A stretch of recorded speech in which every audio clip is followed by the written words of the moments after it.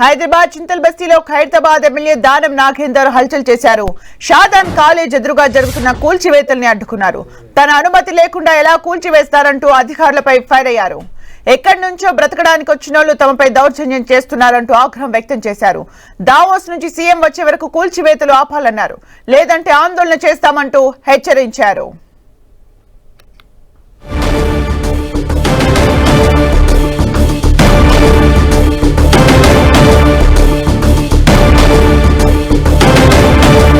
హైదరాబాద్ చింతల్ బస్తీలో ఖైరతాబాద్ ఎమ్మెల్యే దానం నాగేందర్ హల్చల్ చేశారు.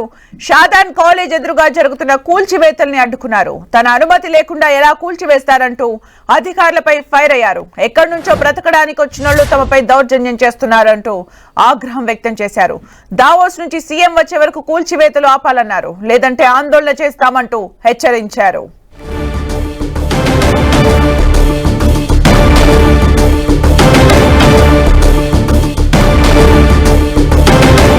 మరిన్ని అప్డేట్స్ మా ప్రతినిధి ప్రతాప్ అందిస్తారు. ప్రతాప్, ఈ రోజు ఖైరతాబాద్ ఎమ్మెల్యే దానం నాగేందర్ మరో సంచలన కామెంట్స్ అయితే చేశారని చెప్పుకోవచ్చు. ముఖ్యంగా చింతల్ బస్తీ వద్ద, ఆయన నియోజకవర్గం పరిధిలోకి వచ్చే చింతల్ బస్తీ వద్ద కొన్ని అక్రమ నిర్మాణాలు ఉన్నాయని చెప్పేసి అధికారులు, జీహెచ్ఎంసీ అధికారులు కూల్చివేతకెళ్లిన సందర్భంగా ఖైరతాబాద్ ఎమ్మెల్యే అడ్డుకోవడం జరిగింది. గతంలో సేమ్ హైడ్రా విషయంలో ఏ విధంగా అయితే గతంలో జరిగిందో సేమ్ యాజిటీస్ గా మళ్ళీ ఈ రోజు కూడా మరోసారి అక్రమ నిర్మాణాల విషయానికి సంబంధించి, కూల్చివేత సంబంధించి కూడా అడ్డుకునే ప్రయత్నం చేశారు. అయితే అక్కడ ఈ దానికి సంబంధించి రూల్స్ విరుద్ధంగా ఉన్నాయి, ఖచ్చితంగా చేస్తామంటూ అధికారులు చేస్తే దాన్ని ఖచ్చితంగా అడ్డుకొని ఇట్లాంటి చర్యల వల్ల ప్రభుత్వానికి బ్యాడ్ నేమ్ వస్తుంది, మీరు ఈ విధంగా చేయడం కరెక్ట్ కాదు, నేను ఖచ్చితంగా దీనికి సంబంధించి సీఎం దావోస్ నుంచి వచ్చిన తర్వాత సీఎంతో మాట్లాడిన తర్వాతనే కూల్చివేతలు చేయాలి, అప్పటిదాకా మీరు కూల్చివేతలు చేయకూడదు, ఒకవేళ కూల్చివేతలు కనుక మీరు చేసినట్లయితే కనుక నేను ఆమరణ నిరాహార దీక్ష కూర్చుంటానంటూ కూడా వారిని అక్కడ బ్లాక్మెయిల్ చేసే ప్రయత్నం కూడా చేశారు. దీంతో అధికారులు కూడా వెనక్కి తగ్గారు. సో మొత్తం మీద అయితే దానం నాగేందర్ అంశం అయితే కాస్త క్రిటికల్ గా మారుతుందని చెప్పుకోవచ్చు. అధికారులు ఒకవైపు ప్రభుత్వ ఆదేశాల మేరకు, నిర్ణయాల మేరకు ముందుకెళ్లే ప్రయత్నం చేస్తున్నప్పటికీ దానం నాగేందర్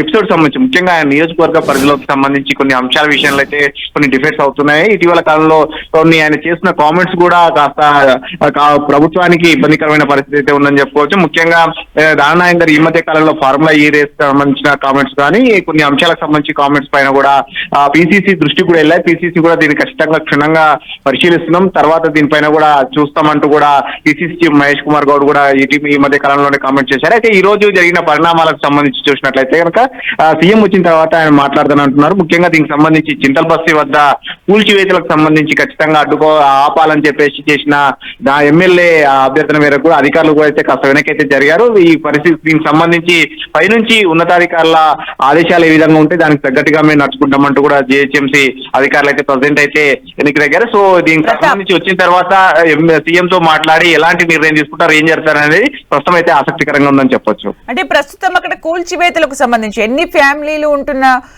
బిల్డింగ్స్ కి సంబంధించి కూల్చివేతలు జరుగుతున్నాయి, అలాగే దానం నాగేందర్ తో పాటు ఇంకా ఎవరైనా కూడా ఈ ఆందోళనలో పాల్గొన్నారా?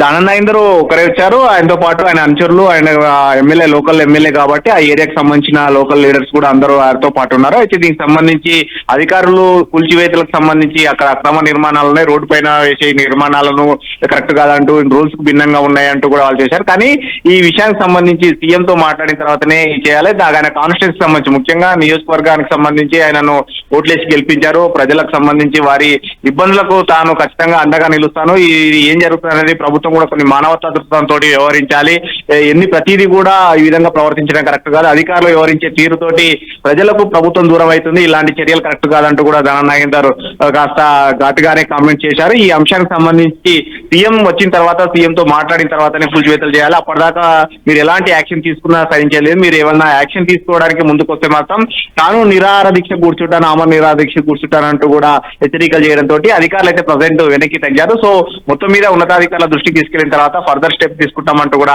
అధికారులు చెప్తున్నారు. అంటే ప్రతాప్, ప్రస్తుతం అయితే ఇప్పుడు ఎక్కడైతే షాదాన్ కాలేజ్ ఆపోజిట్ లో ఏవైతే కూల్చివేతలు జరుగుతున్నాయో ఇక్కడ దానం నాగేందర్ ముందుకు రావడం వల్ల ప్రస్తుతానికి ఇక్కడ కూల్చివేతలు ఆపేశారు. అంటే ఇలాగే అక్రమ కట్టడాలు ఎక్కడున్నా కూడా కూల్చివేతలు జరుగుతూ ఉన్నాయి. అయితే దానం నాగేందర్ బాటలోనే మిగిలిన ఎమ్మెల్యేలు కూడా వచ్చే ఛాన్స్ ఉంటుంది. మరి దీనికి చెక్ పెట్టడానికి ప్రణాళికలు ఏమైనా ఉంటాయా?